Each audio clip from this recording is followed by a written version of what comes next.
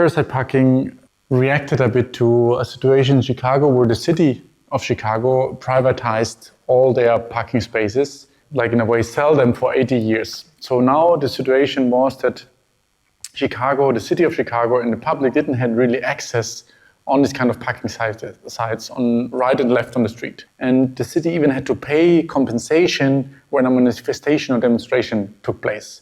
They had to compensate the loss of possible parkers in that time.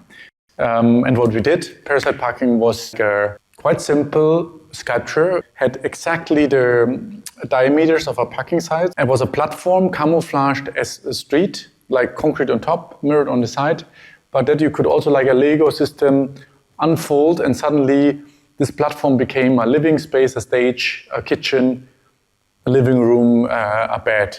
So what we did, we came this platform and parked that on different parking sites, living on that for 2 weeks, moving around the city and collaborating with different initiatives, people to activate this kind of space, which is normally used for a car.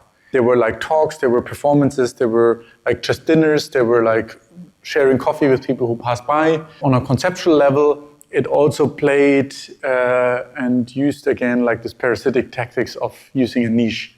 So the platform had, for example, small wheels, so it could move around a bit. For example, if there was a restriction of being able only to park maybe 2 hours there, you could just after 2 hours move the platform 1 meter front and 1 meter back. And then when the police came or something, then suddenly the conversation was not if it's allowed or not, but it was then a question about, is that a vehicle or not? So we were discussing about if that's a vehicle or if it's not a vehicle, because a vehicle is allowed to stay there, but it had wheels. So this you suddenly shift the discussion from something else to that. So within a car, you are allowed to do whatever you do. In a public space, you are not. So also using a bit the privilege of the private in the public. So for example, we did in front of the city hall where it would be very difficult to get a permission.